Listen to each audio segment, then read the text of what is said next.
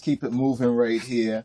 All right, let's keep this moving, brothers and sisters. So that was, I guess we'll call the first one a flat earth disclaimer, right? A flat earth disclaimer, the plain truth about the plain earth, right?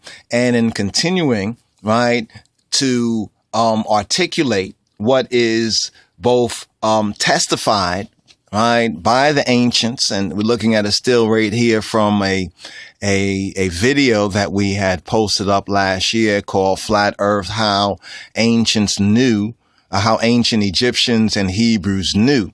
And this video has been reposted by a few others as Flat Earth Secrets Ancient Knew About Flat Earth.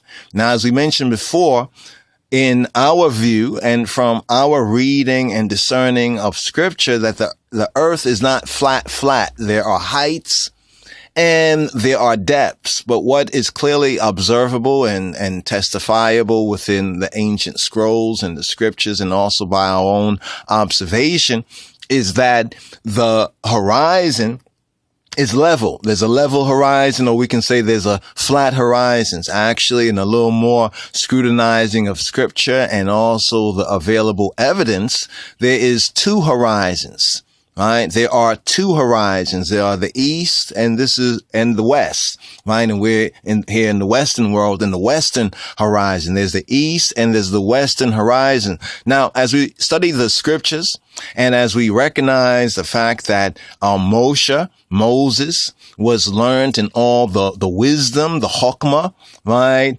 of the Egypts, of the Bnei Mitzrayim, the Bnei Mitzrayim, of the sons of Egypt. It's interesting when we start to compare, right, and contrast. Right? Compare and contrast. We did this with the Newt and the Geb, right? Point of view and reference, and also seeing within Genesis or Bereshith how Adam was formed, or some would say reformed, but was Yetzer from the Ophar or the Afar of the Aduma. So we have Adam, Aduma, right? So even within the word sound, we have that point of view and that reference, like Ish and Isha on that particular level. Now, when we look at Nut, right, according to the Bnei Mitzrayim or the ancient Egyptians, Nut is arced over. Well, first of all, she is a she. This is interesting too. When we start to look at the particular gender references within the Shemitic scripture, the Afro-Shemitic scriptures, such as the Hebrew Bible. Also, when we look into the Ethiopic book of Enoch, the Metzhafa Hanok, and also the Ethiopic book of Jubilee, of the Metzhafa Kufale, also known as Little Genesis. And we start to scrutinize these works and study these works, and also, look and listen to the research of other researchers. It is very interesting, the evidence that actually proves that the earth is not a ball or ball. The earth is not a ball or a ball or a globe. The earth is not a globe, right? This is the point that really we need to affirm. Now, whether we agree with or we don't agree with a lot of the flat earth speculation by some of those special interest groups, there are certain groups out there that are seeking to put out a particular flat earth view, right? And even seeking to be very it's almost like a I can say almost dictatorial in this science and teaching. I think we need to recognize that it's something that we all need to explore, right, for ourselves. But the main thing is to break one's out, right, of that deceived view that everything that we have been told about the heavens and the earth and the depths is actually what it is, right? Because we get to recognize from the scriptures and from Revelation in particular, just to refer to this, that the old serpent, right, the dragon and the old serpent has deceived the whole world. Now, it might not seem so important, but it is something as basic as whether the earth is a ball, whether the earth is flat, or whether the earth is plane, causes so much vehement resistance. It's like ones say you can't, once have bought into something that they have not even investigated. And this is probably the first time that maybe we all are really beginning to seriously scrutinize this. And not saying that, well, you need to believe, and ones are seeking to force one to say, well, the earth is flat. Well, is the earth flat? Right? Is it really flat? Is it flat? I think we should look at the fact that it is not a planet. A planet is a wandering star. Even NASA admits in some of their once classified but now released documents, I don't know whether through the WikiLeaks or Snowden or whatnot like that, a lot of these things got out there, and that makes sense why they were so upset, with some of these whistleblowers and ones leaking information, because ones working in these different intelligence agencies, right? Just as regular people like you and me, come across certain files and read and they say, what? You mean this is the truth of it? But then they recognize they have to be partakers in lying and deceiving, and this continued deception, right, of the populi, or the populace, or the people, right, humanity. Right. So much of this has gotten out, and they have revealed that back in, I think, the 70s, right, NASA has in its own documentation that the earth is a non-rotating, right? It's a non-rotating plane. Right. NASA document that, I think a few documents that actually reveal that. I think it was in CDF, conspiracy dude Fury. He has a particular vid or so, I think more recent video about the whole flat earth thing right there. Check that out. I think he also has that documentation. He references that documentation and gives like an on-screen, kind of snapshot of that particular information. So ones, don't have to believe anything that we're saying, but go and search it out for yourself, right? Go and prove it for yourself. Anywhere that you stand on earth, especially at a certain height or an altitude, right? Whether it's on top of the roof of a building, and if it's a pretty tall building, and you look around, what do you observe, right? What is clearly observable, right? When you look around, right? What do you observe when you look around? The thing that you observe when you look around, is that the earth, right, is not a ball. Right? That's the thing that you can clearly observe. See, here's what happens. People look up, right? And when they look up, what you see is the arc of the firmament, right? When you look up, you see the arc of the firmament. And when you're looking at the arc of the firmament, know this, that the ancients already saw it, right? And they already scientifically, in their own ancient scientific, you could say, expression, sought to define it as newt, right? Newt. Here we have the waters above the firmament, right? And here we have the firmament. What is the firmament? Now we can go into the Hebrew. We've done this in previous vids, right? Going into the Hebrew of the heavens, and hopefully we'll go over this again, right? Because this is a really very interesting, right? And it is a very interesting subject matter. And unless you just lock down, some folks and some brothers and sisters, even amongst I and I are like, we gone mad, we gone crazy to believe this. But then hold on for a moment, right? Let's look at the observable evidence. Have you noticed when you're at a particular height, whether on a roof, a mountaintop, or, where you could look around, you could look down and look around, you notice that the earth is always, right, flat, right? The earth is flat. Now, of course, there's buildings, the land, the plain truth of the plain earth is that it's level and there's no spherical curve. Now, there is the illusion, that you might see with your eyes, or really you really don't see with your eyes, but you imagine it because you've already been led to believe that the earth is a globe. See, because you've already been led to believe that the earth is a globe, and you've seen globes, and maybe you have a globe in your house, so forth and so on. You know what I mean? As a child, you grew up with this. For someone to say, no, it's not like that. It is more like a plane. You say, what? And it's not even just, there's a plane that unifies the fields, but it's many different planes. See, this is the thing about the plain truth about the plain earth, just in continuing to go forward with this reasoning, but also to make some very clear disclaimers, because we would not like our brothers and sisters and others to think that, well, we're just buying into everything that ones and ones are putting out there about and concerning the so-called flat earth. In fact, from the very beginning, from the very first couple of vids that we really did put forward with a motive, a forethought, as it were, right, concerning this subject matter, to really address this subject matter, because some of these things we, kind of were addressing quietly in our own private research, because we was noticing that from the ancient scriptures, what were written in the ancient scriptures, and getting past the white Anglo-Saxon Protestant English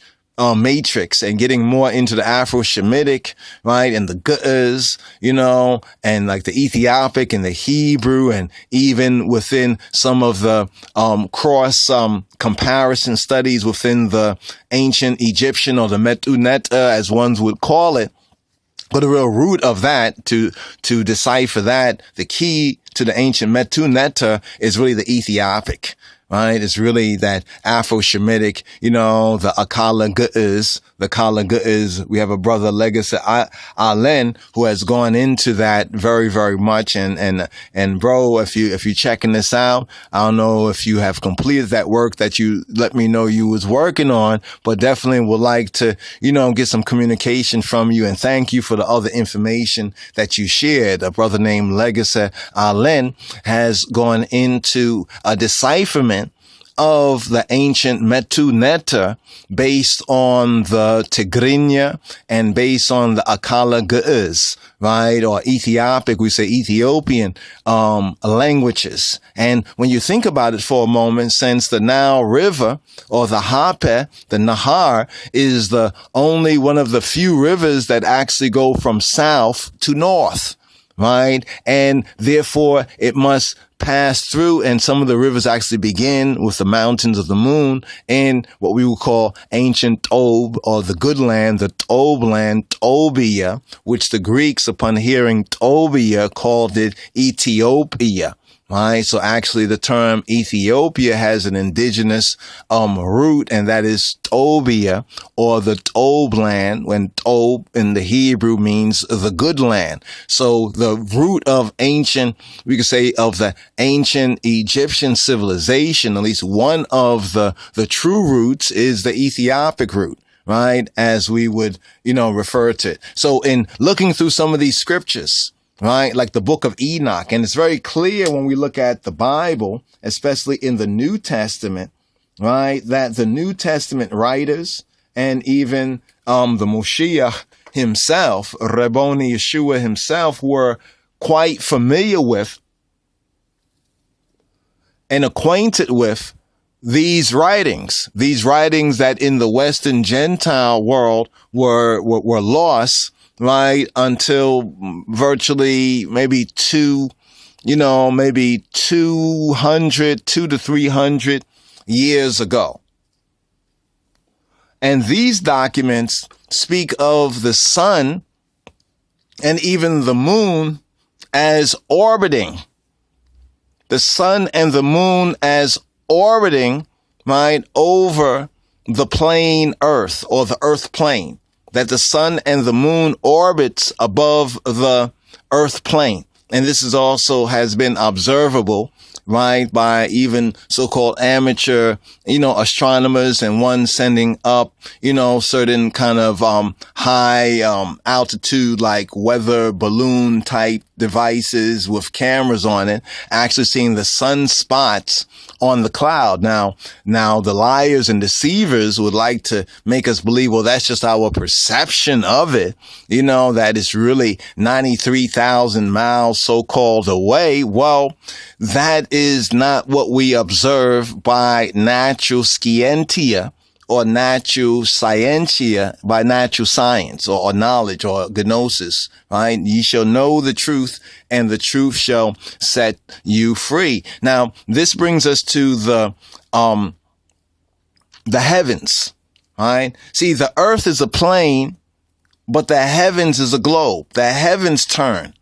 It's the heavens that turn around this plane, or the plane earth, the earth plane. It's the heavens that's a globe, right? This is what we have observed. And this is also what we can point to within the evidence that we have, both ancient, right, modern, and much of it, right, is observable, right? Much of it is observable because we're not the first to look up and observe the heavens, right? We're not the first to look around, right, and observe the earth, right? Or to recognize the depths, the amazing, we could say, majesty, right, of the creation. See, it's about the creation, right? It's about the blameless creator, right? And in the scriptures, it's pointed out that he who created the heavens, the earth, and the depths, right? So these are three areas to look at. We have the heavens,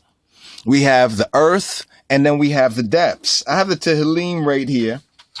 And Tehillim is the Mizmor, or the Psalms of David, right? In the Hebrew and an English translation. So when we go to Psalm 24, just hear this right here, right? Right? As we seek to build on the ancient truth, and to see that the ancient truth is observable. Ones will say, well, this was just poetry. Well, yes, no doubt there was the spirit of, the spirit of truth is poetic. They talk about poetic justice. Yes, the scriptures is poetic. And yes, there is a so-called allegorical, right, or a parabological, a parable, or a proverbial sense of a similitude. We have the allegories, the likeness, right? The scriptures does contain that, and even within the Hebrew, but it's also very scientific. This is what we want to point out, that not only is the Hebrew, or the scriptures, especially when we're looking at the Hebrew, but even also the Greek, right? But first things first, get a good groundation right here. It says the earth is the Lord's, right? The earth is the Yahweh's, and the fullness thereof, the world and they that dwell therein. It says, for he hath founded it upon the seas. Hold up for a moment. So the earth, it says the earth is the Yahweh's, right? La Yehovah ha'eretz, right? La Yehovah, la Yahweh ha'eretz. The earth is the Yahweh's, the he who be who he be. Baruch hu, Baruch Hashem, right? Blessed be he, blessed be the name. Meloah, and the fullness thereof. The fullness thereof. Tebel, the inhabited regions, the Tebel. The world, as it says, the Tebel, right? The world and they that dwell therein, where Yoshbei Baha, and those that dwell in her, right? In her. So there's the Tebel. Now, when it says the earth is the Yahweh's, this is a noble preface that has a deep, deep meaning, right? Although Zion Zion was his dwelling place, his presence, his sovereignty extended throughout the world. The same thought occurred in the prayer that's offered, right, for the livocation of Shlomo's Mikdash, or Solomon's temple, where he says, behold, look, see, hine, look, sight, eneho, heaven and the heaven of heavens cannot contain thee. How much less this house that I have builded, in 1 Kings 8:27, right? In 8:27. So we're speaking about the Adonai, the Adonai of the universe. We're speaking about Melech HaOlam. We're speaking about the eternal king, right? We're speaking about the king of the universe. We're speaking about the universal God, the universal power, right? The true creator, right? The true creator, creator of the heavens, right? And the earth, and also the deeps or the depths called the seas. So in verse 2 of Psalm 24, it says, for he hath founded it. He hath founded it upon the seas. He founded it upon what? He founded it upon the seas. Founded what? What is the it? The world, the Tebel, right? The inhabited portions, right? The portions that are inhabited by men, by humanity, by human being, right? By human beings. He founded the earth. Notice this, and the world is founded upon the seas. Right? It's founded upon the seas. Is this not the view that we can take a view of and we can verify, right, with our own observation? Yes, this is the view, right, as well as the point of view that is observable, right, with our own observation, that we can observe this. We can know this, right, for ourselves. That yes, it might seem, and it is very poetical, right? The scriptures has its divine poetry, right? Because as we said, there's poetic justice. There is that harmony, right, in the truth. The truth is harmonious. You know, it's like when we come across, like when the brother had said a thing, Dreddy, right? Dredd from, You've Been Exposed, the YouTube channel. When he said that when he was looking through, you know, he has a telescope, like I think a high grade, pretty quality, high grade telescope. And he was observing, he was looking at the so-called planets, right? And when he was looking at the planets, he noticed that it was like looking through water. Right? It almost just appeared that the planets, so-called, right? Really, there's no such thing as, well, planet is a wandering star. All right. These are not wandering stars. That's why the earth is not a planet. It's a plane. We look at this word planet. We see this etymology when it first came into vogue, into usage. Also the science or the Euro pseudoscience, right? That was used, you know, this was all part of this conspiracy, this heliocentric, this kind of apostasy, this great deception, right? This great deception.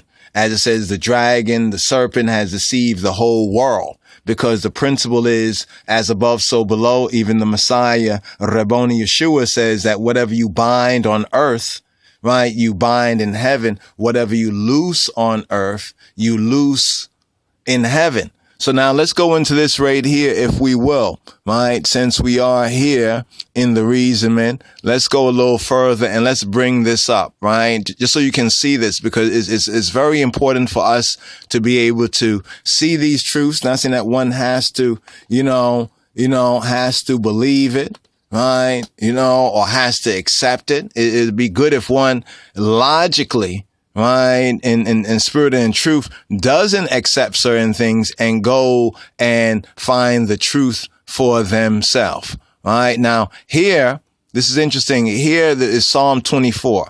Right, we have a psalm where it said that the psalmist, speaking of David, right, Dawid HaMelech, he affirms a universal kingship, right, of the sovereign creator, reminds his people that only the morally pure are qualified to worship him, right, are qualified to worship, who really recognize, right, what this is worth, what this is about, right, and celebrates his splendor as a mighty warrior king. This is how this psalm is characterized right here. But let's look at this right here. Now, one will say, what about this right here? Remember, we said that the heavens is a globe. The earth is a plane and the heavens is a globe, right? The earth is a plane and the heavens is a globe. So let's bring this up right here. So here we have Psalm 24, right? Psalm 24, a Psalm of David, right? A Mizmor le David, right? A Mizmor. The earth, right? The earth, right? Let's get the word, the Eretz, right? The Eretz. So we have the word Eretz, the earth. The earth is Yahweh, right? The earth is Yahweh's. Baruchu Baruch Hashem is he who be who he be's, and the fullness thereof. The fullness, right? The Milo, right? All of her fullness thereof. The world. Now, here is interesting, right? Here is interesting because you'll see how a lot of this false philosophy has even crept up, into some of this right here. But if you do due diligence, you can see what is true from what has been, added to it, right? Perhaps like with a lot of us, we have been led to believe these things, right? So here we have the table. The table, it says the earth as moist and therefore inhabited. So we had two words. We have the earth is the Lord's, right? And it says the world, right? The world, the earth as moist and therefore inhabited. They say by extension, the globe. This is incorrect right here. Strike that out. By implication, it means the inhabitants, right? And it's speaking of the land, right? The habitable part, the part that's habited. So we have two terms. We have the earth. Notice this. The earth is Yahweh's, right? The earth is Jehovah's, right? The earth is Jehovah's, La Yehovah ha'eretz, right? And the fullness thereof. Lo'aha, and all of her fullness, the world, or the table, right? And they that dwell therein. Why Yoshbei Baha, right? Why Yoshbei Baha, and all those who sit therein. So let's go to this root here. Does this have anything to do with globe? Notice what the word means. You see how they inserted that there within the Strong's Concordance in the secondary way, right? To still try to eke in there that whole global. That global idea has to do with Baal and Baal, right? But here we have the H2986 Yabal, right? What does Yabal mean? It means to flow, right? To flow, causatively to bring, especially with pomp, right? So it means to bring, to carry forth, to flow. So we have Yabal. You know what Yabal, right? We have Yabal. You see Yabal here, it's a stream. It's a water course, a stream, a water course. All right. Remember, we're looking at the Tebel. We have the antediluvian patriarch Yabal, right? Right. Then we have Yabel, right? Yabel there. Now we go over here. We're getting into another word, right? So the idea, the central idea, right? The central idea we have for the inhabited portions are the portions which are well watered, right? Because man, he can live a while without food, for a moment, but not, without water, right? So here you see the first entry means to flow, right? To flow. So here we go right here, to flow. And then it can mean to bring, right? A stream, right? And then also Jubilee, Yabal, Yobel, right? We also have that link right there, right? So maybe it sounds similar in English, right? Yobel, Yobal, Yabal, Global, right? But it's not the same, right? See, the whole global idea implies a ball, right? That the earth is a ball. But we can clearly see, right, on the two horizons, right? We can clearly see the flat horizon or the level horizon. So right here, this term for the world, right, is the Tebel. The Tebel is the earth, is the moist and the inhabited portions, right? As we can clearly see that there are portions which are not inhabited. So when we talk about the inhabited portions, if we look at the ancient maps where they were green, where it was green, where it was fertile, right? Because it was very hard to dwell in those areas like the desert or the cold, right? Areas, very difficult. Now we have a couple of scriptures right there as a point of reference that reinforces the idea. Just take a snapshot of it and, follow up on it as well, right? But let's go to the next verse, because the next verse is the real significant verse in establishing, right, this scriptural and biblical science. Here it says, for he hath found it. Right. So the word, yasad, for he hath found it. He has done what? He has founded it upon the seas. Right. Kihua, al yamim, yisada, for he hath found it. Yasad. Right? Yasad means to set, literally or figuratively, in an intensive way, to found. In a reflexive sense is to sit down together, to settle, to consult. But he has said it so. For he hath found it what? He has founded, right, the earth and the world, the eretz, right, and the tebel, right, the inhabited portions, right, the moist portions. He has founded it upon the seas, upon the yam, right, upon the yam. What is the yam? What is the yam? Right. So here we're in Psalm 24, right, to establish, right, that the earth, right, the earth is founded, right, on, we can say, for lack of a better word, should we say the celestial waters? Right? Or waters. There's water everywhere. There is water below the eretz, the tebel, and there is water above. Right? There is water above. It says he hath founded it upon the seas and established it upon the floods. So we have kihu al yamim, right? Yamim yisadaha. So the yam, right? What is the yam? It's a sea. As breaking in noisy surf, or it's a large body of water. You see right here, a large body of water. You see large bodies of water.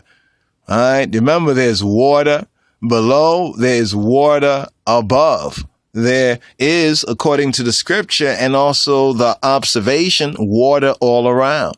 Secondarily, specifically with the article, when it has the article Hayam, they say it's in reference to the Mediterranean Sea.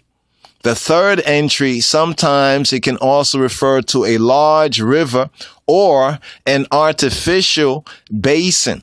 Right. Fourthly, locally, the West, or really, right, or really the South, right, really the South. Now they say it's from an unused root. They say meaning to roar, right? So this word is translated as sea, maybe a seafaring man, seashore, south, west, western, westward.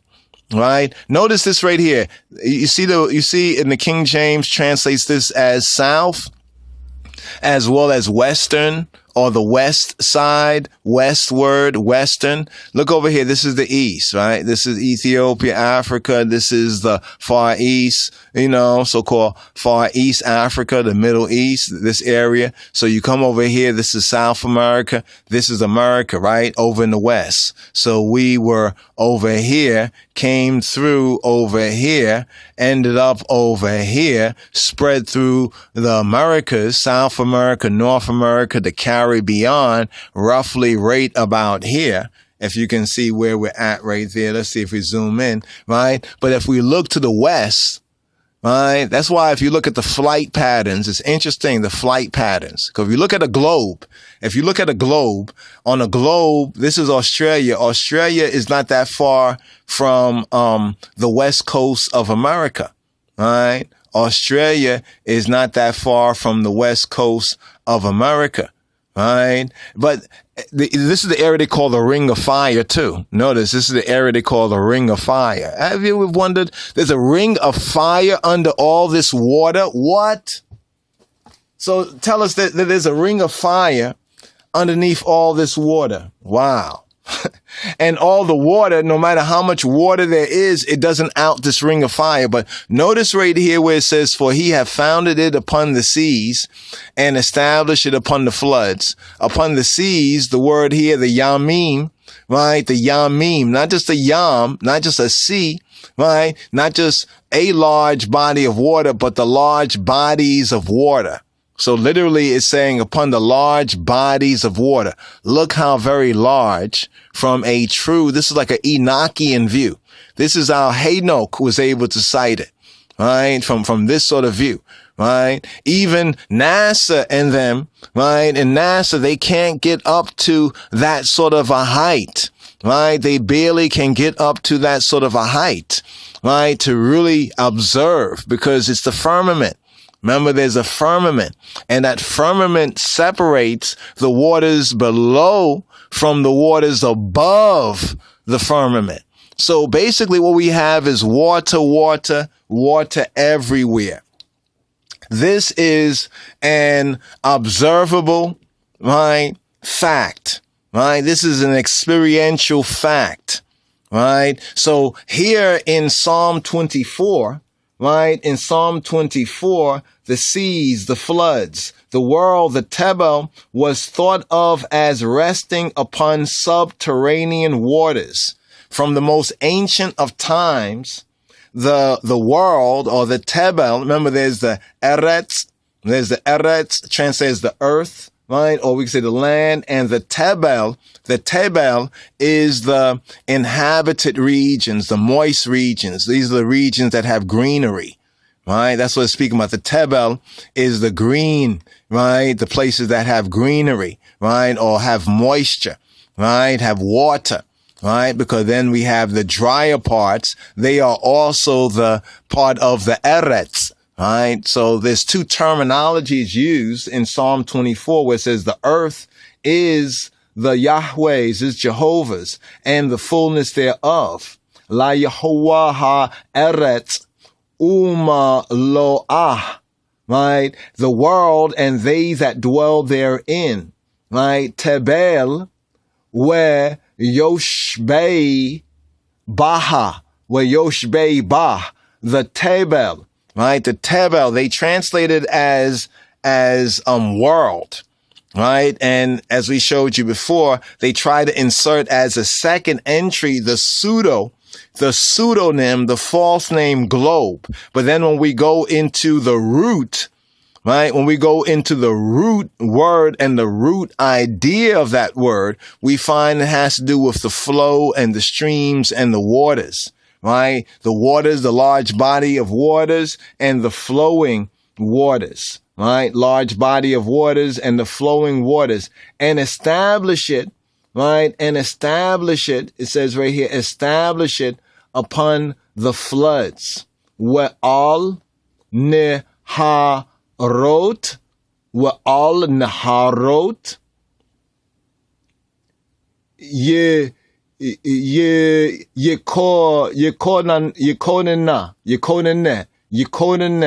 Yekonene, right? Yekonene, established her, right? Establish her. Now, we're just going to point to these two verses right here in Psalm 24, verse 1 and verse 2, right? Verse 1 and verse 2, right? Verse 1 and verse 2. Right? And we can see this very clearly right here. Let's look at the word floods, right? The word floods, right? Naharot, right? The Naharot, the streams, including the sea. So we have the big waters, right? And then in the land masses and under the land masses, right? We have the streams, the floods, especially this was in reference to the Nile, that particular region, and the Euphrates, but it also in a figure of speech, right? Figuratively in the allegorical sense. So this word in the Hebrew both has direct reference points, and then they also have their figurative sense, right? So in this direct sense, it's speaking of a stream, including the sea. This is why we have this so very, very much connected right here where it says, for he hath founded it upon the seas, founding it, right? Setting it upon the seas and establishing it, right? Or establishing her. Literally it says her, right? Within the Hebrew and the Afro-Shemitic her, right? Upon the floods, the Naharot, right? Naharot, the streams. And specifically, we have over here the Nile, between the two rivers. We have the Nile, which goes up from South Africa all the way up along here. And then over here, we have the Euphrates, right? Speaking of that direct region, right? But then in a figurative sense, it can refer to prosperity. Right. And this is from the root 5102, Nahar. It means to sparkle, sparkling, spring water springing up from the depths, right? Figuratively, to be cheerful. Nahar, right? Hence from the sheen of a running stream, right? So you ever see a running stream and there's that sheen, that sparkle, right? To flow. This idea of to flow, and in a figurative sense, is to assemble. So we have an ancient, a primitive, in the sense of a ge'ez, a ancient, a first word, or a prime root. A prime root. KJV translates this word elsewhere to flow together, and to be enlightened. Right, from the idea of the sheen of a running stream, to flow, right, and the sense of to sparkle. But let's look at the verb here, to establish, right, to establish. So let's look at the kun, right? People talk about kun, right? Well, the kun, right, the kun is the root word right here. Ain't that interesting? But we have yekon, Yekoneneha. What is Yekoneneha? Yekoneneha is that she is kuned, right? She is kuned. She is erected, stand perpendicular, right? We have perpendicular. Get to this root right here, kun. This is the Hebrew kun, right? Or kawan, kun, the H3559. Right? For he hath founded upon the seas and establish, right? And establish her, right? And, Yekone Neha. He's established her, hence causatively to set up in a great variety of applications. All right. And we see a great variety of that application of the blameless creator in the creation and the different land and the water. And just how creation is created, right? How the blameless creator has created, whether in the literal sense, to establish, to fix, to prepare, to apply, or in the figurative sense, to appoint, to render sure, to be proper or prosperous, right? Proper or prosperous, right? So we see this root word right here. So just in these first, right, in these first two, we can say verses here, where we're speaking of the creation of the world, the establishing, some people would say it's just the ocean currents, but it goes much deeper.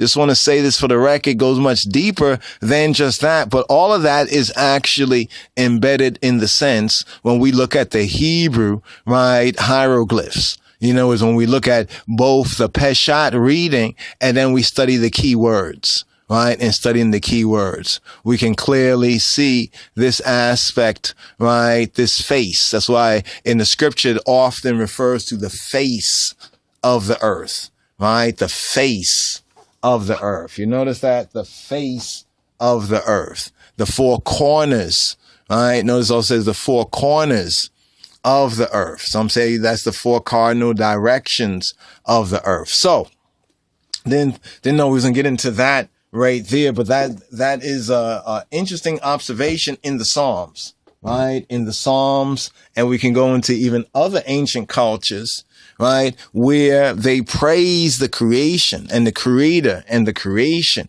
And some things were observable, right? But then when the language often gets more, some people say will be abstract. Part of the reason why, to a certain degree, working from what was clearly seen and known, they went to the abstract level of it, is because you have to think about this, that even NASA and the men and the people and the principalities and the powers that be, the powers that be, even they have not. This is why they have lied to folks, concerning the so-called globe and the different CGIF and also what the planets so-called look like. But then anyone who has even a high-grade telescope and look at it will clearly recognize one is looking at these light planes as if through water, right? As if through another medium. Also explains why, the so-called astronauts, with their practice in water, right? Because there are waters. So the scripture, the Hebrew Torah, right? And the Hebrew Bible, right? And what Moshe, being learned in all the wisdom of the Egypts, what he has disclosed to us is right and exact. But see, we have to study this. Right. And see, in studying this also, it's important to come out of that white Anglo-Saxon Protestant Gentile mind. And see, we're pointing this out not against so much the men and people, but the way of thinking. Right. How ones have so-called been led to thunk it, so to speak. Now, people say, well, why do we have this here?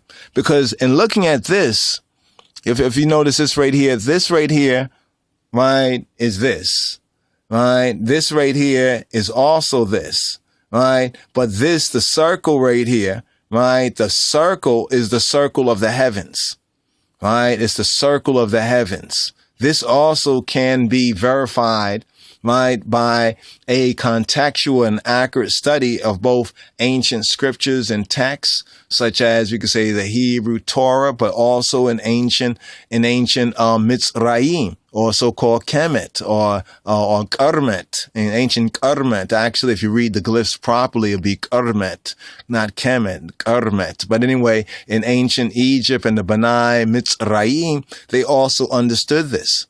All of the ancients understood, right, that the heavens, right, turn. The heavens is a globe, right, and the earth is a plane. Right. The earth is a plane. It's like a unified field, actually. Right. A unified field, because there are planes in that unified field, or there are planes in that plane. Right. This is the plain truth of the earth. This is why with the flat earth, right, agenda, we kind of pull back off of that and say that, well, the earth is not flat. But what is clear, even observably, is the level, right, horizon, or we can say even the flat horizon, the level horizon. This is very clear, both in a modern observation and even when we look at from an ancient, right, ancient perspective, whether we go to ancient Mitzrayim, the ancient Egyptians, and ones who tell you that the Egyptians believe that the earth was a ball or something, they're lying to you, right? Because we've shown you basic evidence, and if you interpret it, right, this basic evidence right here, right, this is some basic facts right here, right? These are some basic facts right here, that can be reviewed for oneself. So, in speaking about the firmament, right, and speaking about the ark, right, it is the heavens that turn. The heavens turn around the plane, or the earth plane. The heavens turn around the earth plane. The earth, as Psalm 24 so clearly, right, Psalm 24 so clearly articulates. Let's go over it one more time, a Psalm of David. The earth is Yahweh's, and the fullness thereof. The world, or the Tebel, right, and they that dwell and they that dwell therein. Right? Le Dawid Mizmor, La Yahweh Haaretz, Loaha Tebel, We Yoshbei Bah.